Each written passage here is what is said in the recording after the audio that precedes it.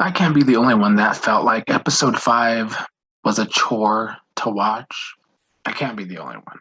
I said after I did a recap of the first episode that I am fickle in general when it comes to shows, but yeah, I'm feeling that fickleness with The Circle because it is a chore to watch this show. All 3 seasons have struggled to not have an annoying cast, in my opinion. All 3 seasons just had an unlikable cast. Season 1 less so, but certainly season 2 and season 3. Strong, unlikable casts.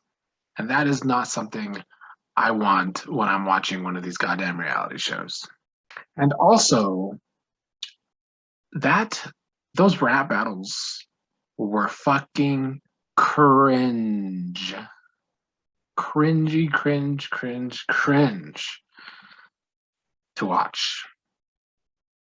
Honestly, that was more cringe to me than all of the lame, cringy things that they do on Big Brother sometimes when they edit some odd fucking cringy edits. Sometimes this beat even Big Brother when it comes to cringe. Embarrassing almost.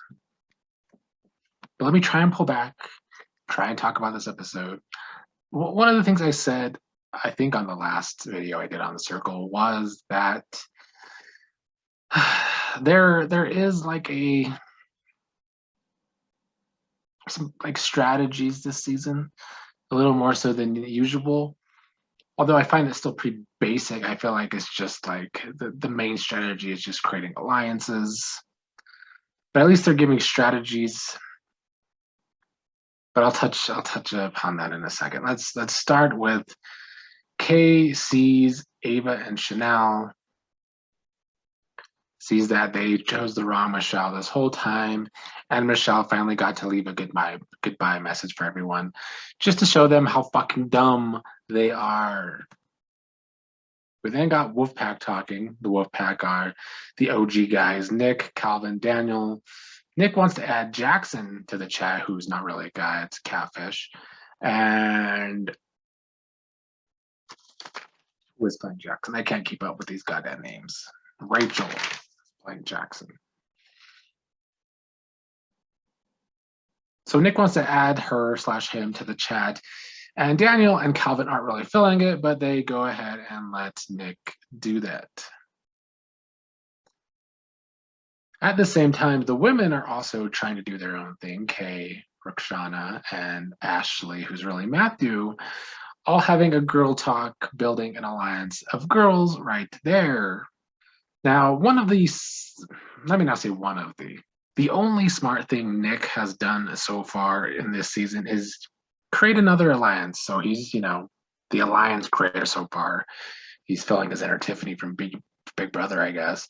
And so he creates the band, which consists of basically everybody not in the OG guys alliance, but also not the OG girls, I think, right? No, Ashley's in there. So it's not, he didn't include the real non-catfish girls of Kay and Roxana. So Nick puts together the band with Isabella, Ashley, Jackson, who are literally all catfishers. So like, I think it's a smart thing for Nick to do, so he's not just left with the guys who are already kind of getting sketchy of him in this episode. So at least he has a backup plan, even though it's full of catfishes. But that brings me to Nick got into MIT, and I'm just sitting here thinking like he had to have gone in on like a tennis scholarship or some shit. I don't know what other sports MIT has other than tennis, but Nick just strikes me as got into MIT on a sports scholarship because he is not giving smart energy. I mean, nobody in this cast really is, but Nick especially just comes up like such a typical bro that's not all bright in the head, for lack of nicer terms.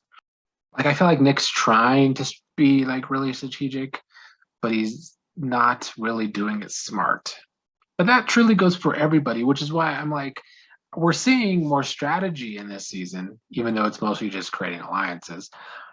And yet the cast has come off dim, as I've said before. let me just try and get through the rest of this recap, and then I'll give my last little rant. So in Ava and Chanel's second goodbye message, they kind of made it seem like Kay was a catfish because they were surprised too. And then the rest of the people found out that Kay is the one to go visit Ava and Chanel, which is why Nick created the band in the first place, because he knew Calvin was not going to want to go after Kay. So he had to do his backup plan, his backup alliance to try and make it seem like Kay's a catfish and Kay needs lower ratings. So Nick's coming out here with a plan. But then we had that rap battle, and during the rap battle, Nick goes after Kay, does a little too much, which annoys Calvin. Calvin and Nick have been blowing it up this whole time. So now Nick has pissed off his main ally in Calvin for going after Kay like that during the rap battle. Calvin and Kay later have this little one-on-one chat where they do a whole bunch of flirting, even send pictures to each other showing a little bit of skin, and really getting deeper in their little alliance, or I guess showmance. I guess we can call Calvin and Kay a showmance at this point. But that was the main points of the episode. But to me, at least in the editing, like they're showing strategy, but they're also showing everyone just be dim. Like there's a lot of people good at basic strategy. Let's make alliances, and they're all making alliances. But so far, we've just seen everyone's game plans be based on paranoia. First of all, everybody's been very paranoid about the real Michelle. Now paranoid about Kay because something in Chanel and Ava said, even though Chanel and Ava have been, eliminated twice. And then it just shows everybody constantly being wrong. This whole cast continues to not go with their gut, continues to just be wrong in their opinions and assessments. And it's not the best thing to watch, I don't think. It's people trying to be strategic but failing. And it's not like BB Can 9, which was super entertaining when, for the first half of the season, there was a lot of bad gameplay, but everybody was entertaining about it. I ain't getting the entertainment from this because that rap battle was certifiably awful and cringe. But sorry, I had to get that rant out of the way. And I don't know. You all need to tell me if you actually like me doing these fucking things on the circle or not, because if not, I would rather not keep doing updates on the circle.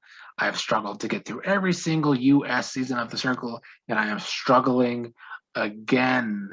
It's hard to watch this show sometimes.